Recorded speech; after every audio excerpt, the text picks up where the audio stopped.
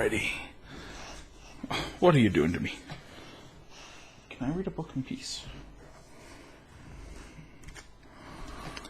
Hey, Holmes here. It's time for another story. Today, we have Invisibill by Maureen Fergus.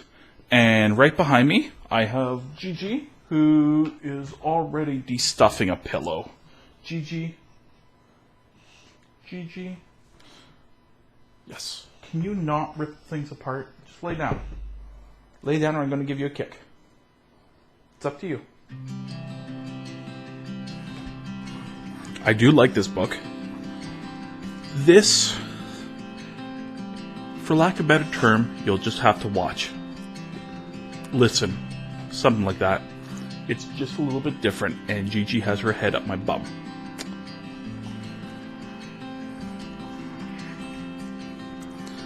If someone had passed the potatoes the first time Bill asked for them, the wonderful, terrible thing that happened might never have happened.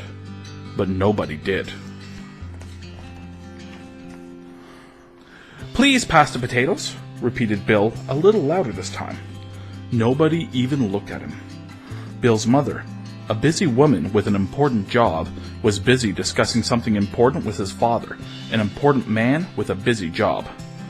Bill's big brother was reading his favorite textbook, and his little sister was watching world-class juggling on TV.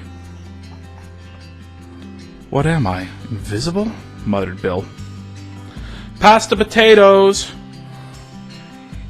"Eat your potatoes, dear," said his mother, as she checked for messages on her whatchamacallit. "Watch your tone, mister," said his father, as he answered his thingamajiggy. "The scientific name for potato is Solanum tubersum," said his brother. "They're considered edible tubers." "Oh," said Bill.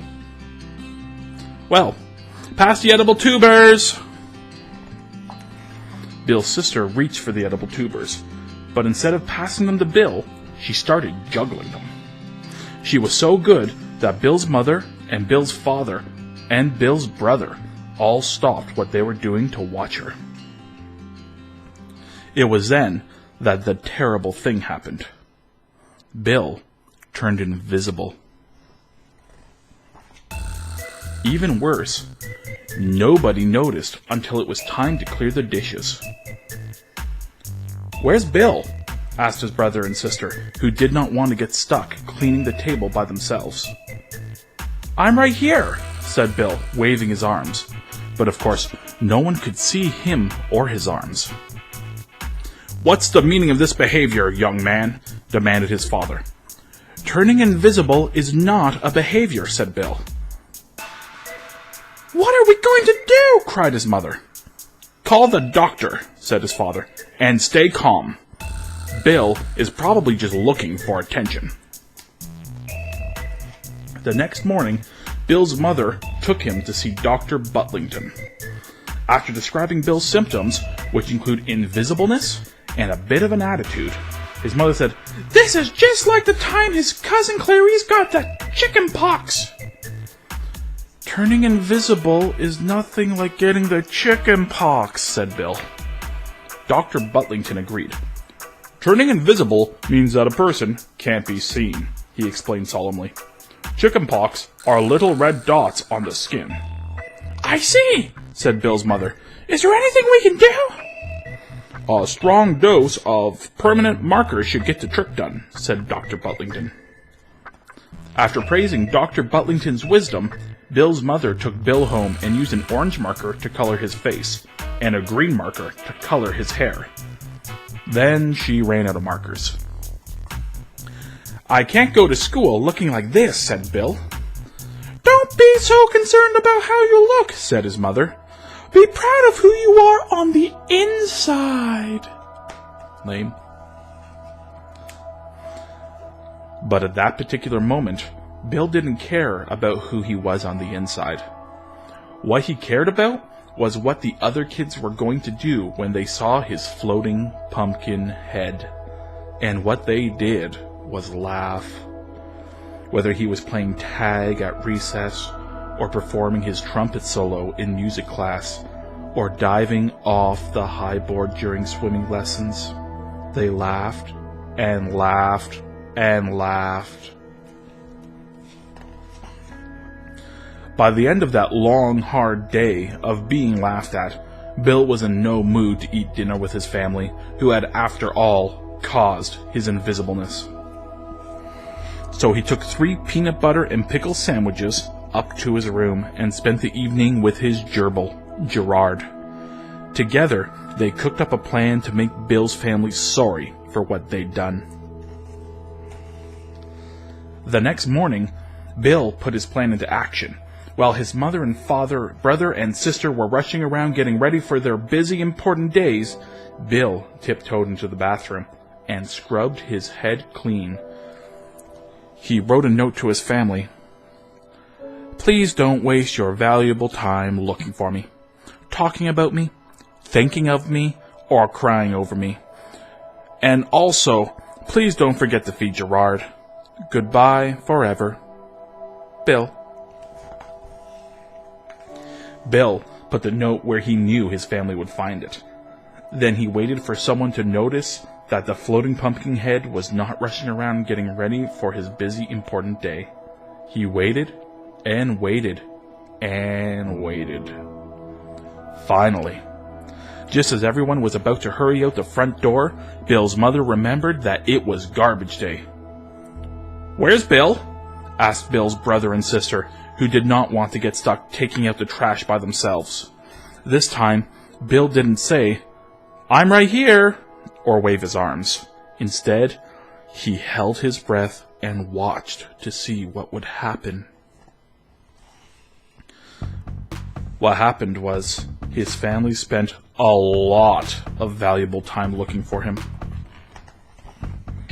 When they found Bill's note, they got so worried that Bill's mother didn't notice her whatchamacallit buzzing, and his father didn't hear his thingamajiggy beeping, and his brother's eyelids started to twitch, and his sister began to chatter her teeth.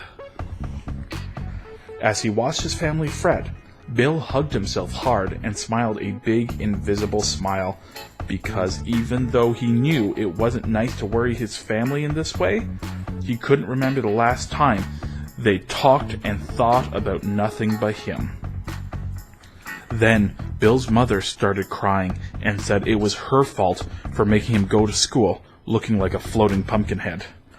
His father started crying and said it was his fault for saying turning invisible was attention-seeking behavior. His brother started crying and said it was his fault for telling Bill the scientific name for potatoes. His sister started crying and said it was her fault for juggling the edible tubers that Bill had wanted to eat. But right about then, Bill started crying because it was his fault his mother and his father and his brother and his sister were all crying. Even though they were often too rushed or too distracted to pay proper attention to him, they were paying proper attention to him now. It was then that the wonderful thing happened. Bill turned visible again. Even better, everyone noticed right away. "I'm so happy you're back!" cried Bill. That's not his dad's voice. "I'm so happy you're back!" cried Bill's father. "Dr. Butlington is a genius!" cried his mother. "It's your turn to take out the garbage!" cried his brother and sister. "I know it is," said Bill. Yeah. So, that, like I said, it's a different kind of book. It's tongue-in-cheek funny. I like it. I really like it. It's also put GiGi to sleep, which means it might not be as good as I thought. Nah, I'm joking. It's fantastic. I absolutely recommend if you like reading books aloud to anybody. It doesn't have to be a kid in this case. This book is decently entertaining for all ages. Then I suggest Invisibill by Maureen Fergus. Also illustrated by, I'm so sorry, Dusan Petricic? Script. Illustrated by that dude. He does a really good job, though. Anyways, if you like this book, please support the official release. I know for a fact you can get it from Amazon. If you liked the video, please leave a like. It helps me out. If you want to see more stories, please subscribe. It'll help us both.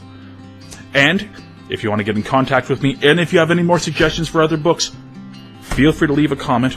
I actually read them. I know, isn't that weird? Anyways, thank you very much for watching. I'm Holmes. That's Sleepyhead GiGi. You can just see her head in the camera. It's right about there. There it is. She's going to get mad at me for doing this to her. Bye!